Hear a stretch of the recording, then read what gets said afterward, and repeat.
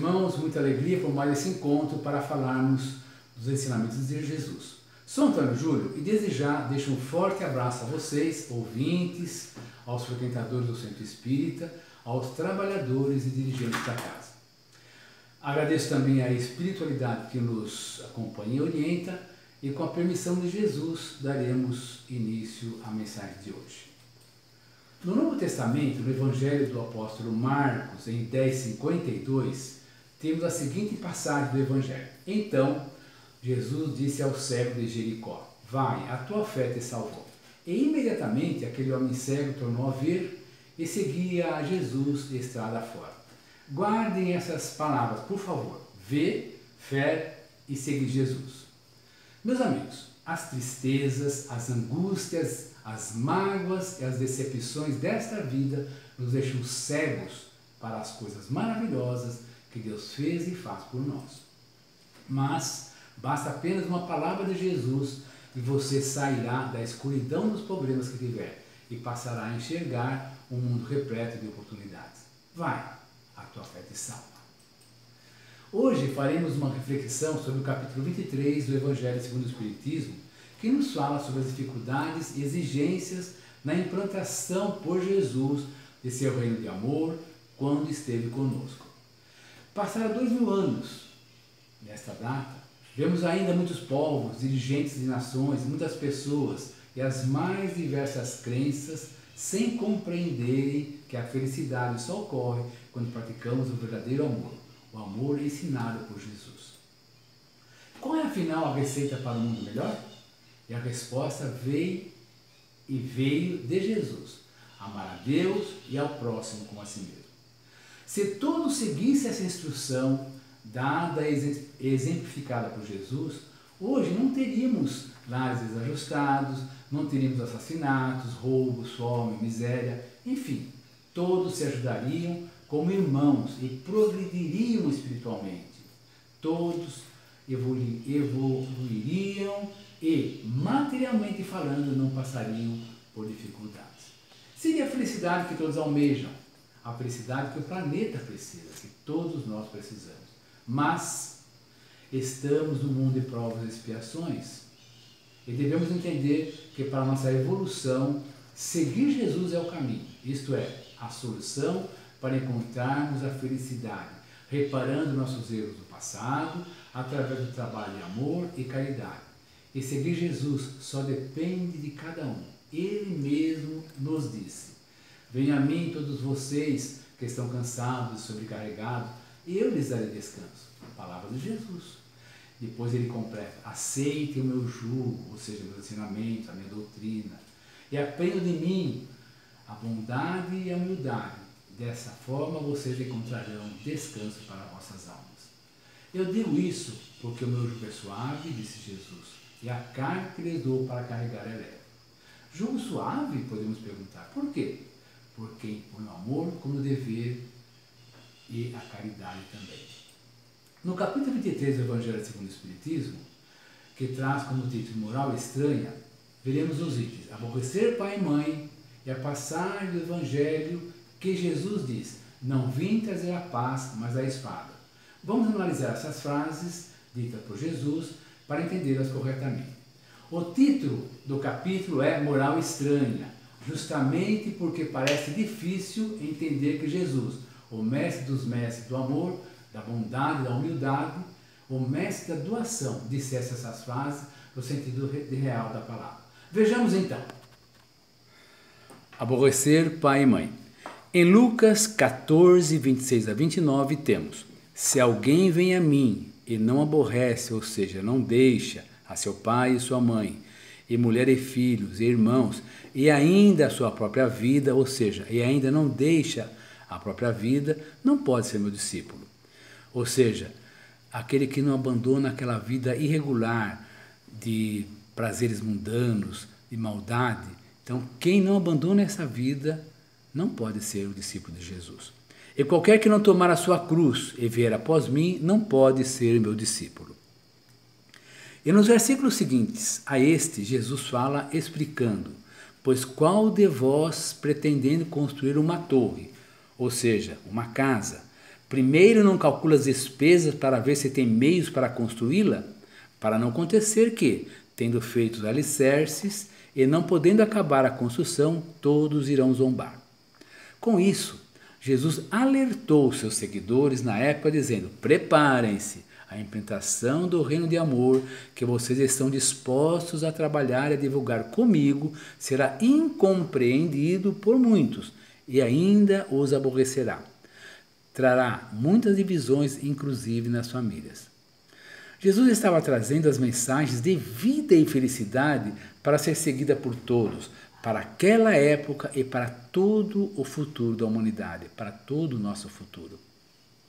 Nesta outra frase de Jesus, não vim trazer a paz, mas a espada, Jesus mostra novamente a dificuldade em segui-lo, principalmente naquela época, né, gente?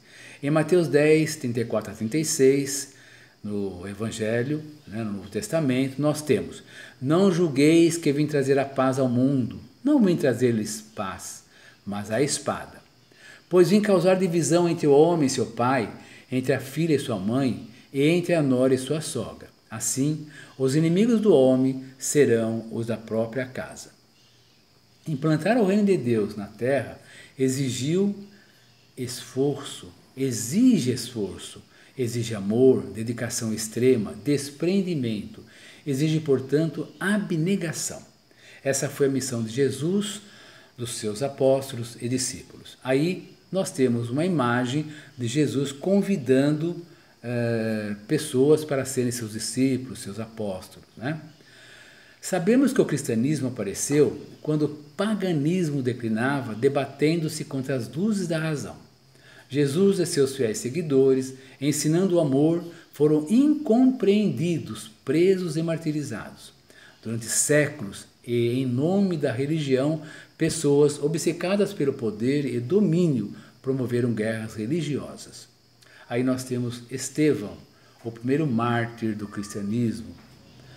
Aí nós temos uma figura onde mostra a arena em Roma, onde os cristãos eram colocados para serem mortos, devorados pelas feras. E o povo, enlouquecido, aplaudia, dava risada, gostava de ver essas barbaridades. É uma judiação, né, gente? A falta de carinho, de amor ao próximo. Como dissemos, a implantação do cristianismo exige ainda hoje em muitos cantos do planeta muita abnegação. Pena ter sido assim, ou ser assim, e isto é o resultado da ignorância e arrogância do homem prepotente e do coração endurecido. Até o século IV, os cristãos eram uma ameaça ao Império Romano, porque os fiéis tinham lealdade moral e espiritual a Jesus, e por isso os romanos acusavam os cristãos de serem desleais ao Estado de Roma. E eram condenados à morte na arena. Olha que judiação, pessoas sendo sacrificadas na cruz, enfrentando feras. É um absurdo, gente, isso aconteceu infelizmente. Ainda no percurso do cristianismo, tivemos também a chamada Santa Inquisição, as cruzadas religiosas e muitas outras barbaridades por parte de muitas pessoas e autoridades devido à incompreensão do verdadeiro ensinamento do Cristo e da ganância religiosa, da sede do poder. O absurdo que se chamou de Santa Inquisição, aí nós temos um julgamento, né, na Santa Inquisição. O absurdo que se chamou de Santa Inquisição, condenamos pessoas à morte na fogueira, né, em público inclusive. Outro absurdo foram as cruzadas. O que eram as cruzadas? Foram expedições militares incentivadas pela própria igreja durante os séculos XI e XIII, com o objetivo de reconquistar Jerusalém e arredores. Essa cidade, nesse território, era denominado na época de Terra Santa. Para os dias de hoje, equivale ao território denominado de Palestina, justamente na região da Palestina, onde Jesus começou o seu ensinamento, né? As boas novas do Evangelho. Aí nós temos os soldados, né? Na Guerra Santa. A chamada Guerra Santa, que absurdo, não é, gente? É uma tristeza ver isso. E como isto deve ter entristecido ao nosso Criador, a Jesus e a todos os fiéis do reino de Deus. Mas, infelizmente, isso aconteceu. Por isso Jesus disse que a sua doutrina traria a espada, não porque o queria, mas pela fraqueza e incompreensão dos homens. E no Evangelho segundo o Espiritismo temos a seguinte pergunta: foi mesmo Jesus a personificação da doçura e da bondade, ele que não cessava de pregar o amor ao próximo, quem disse essas palavras? Respondem os espíritos superiores. E eles responderam assim: sim, foi Jesus mesmo que disse isso, e não há blasfêmia nem contradição, apenas a interpretação não exprime o pensamento de Jesus de uma forma correta. Essas frases, aborrecer pai e mãe, não me trazer a paz, mas a espada, entre muitas outras, atestam, na verdade, a elevada sabedoria do nosso mestre, pois já previa que a humanidade, muito atrasada e de coração endurecido, teria muita dificuldade para entender o verdadeiro amor ao próximo. E ele, Jesus, vindo proclamar uma doutrina que derrubava pelas bases a situação de abusos em que viviam os fariseus, que eram os religiosos, os escribas e os sacerdotes daquele tempo, precisou pronunciar com veemência as frases ditas, para alertar sobre as dificuldades que passariam seus seguidores na divulgação e na implantação de seu evangelho de amor. Agora, vejamos alguns dos muitos ensinamentos maravilhosos de Jesus, o mestre dos mestres, o nosso Salvador. Venham a mim todos vocês que estão cansados e sobrecarregados, eu lhes darei descanso. Que bonito isso. Não julgueis. Atire a primeira pedra aquele que não tiver pecado. Jesus nos ensinou a pagar o mal com o bem. Sempre incentivou a fazermos mais, a dar o melhor de si. Jesus sempre incentivou a generosidade. Que a tua mão esquerda não saiba o que dá a direita. Ou seja, faça por amor, por caridade, faça pelo teu irmão o que você faria por você, sem esperar por gratidão. Além de perdoar nossos erros, Jesus ordenava: levante e anda, curando as pessoas. Ame o teu próximo como a si mesmo, a regra para a humanidade, né? A primeira regra para a humanidade. Amar a todos, inclusive os inimigos. Ele nos deu o maior exemplo na cruz, dizendo: Pai, perdoa-lhes, eles não sabem o que fazem. Jesus na cruz, então, com todo o seu sofrimento, nos dizendo isso. Na parábola dos talentos, por exemplo, Jesus nos incentiva ao trabalho e à boa conduta. Sobre o emprego da fortuna, quando ele fala: ninguém pode servir a dois senhores, a Deus e a Mamon. Mamon era uma estátua de prata que os sírios fizeram para justificar a sua impureza, né? A sua ganância pela riqueza, a sua avareza, ensinando, portanto, sobre os desprendimentos que precisamos ter, sobre os bens terrenos, é que Jesus disse que não pode servir a dois senhores, a Deus e a riqueza. Jesus nos ensinou a semear, a honrar pai e mãe, nos falou da fé, a fé que transporta as nossas dificuldades, as montanhas de nossas dificuldades. Meus amigos, estamos finalizando. Lembre-se sempre, Jesus não desiste de ninguém, seja quem for.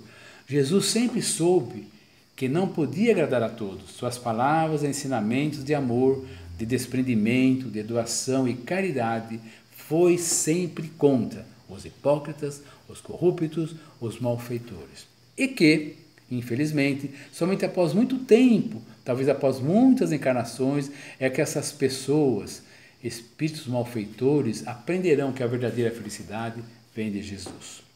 Por isso, meus irmãos, vos convido agora a ouvir Jesus, a perdoar seus desafetos, te convido a trazer pessoas para Jesus e a olhar a vida com alegria e otimismo. Seja um verdadeiro filho de Deus.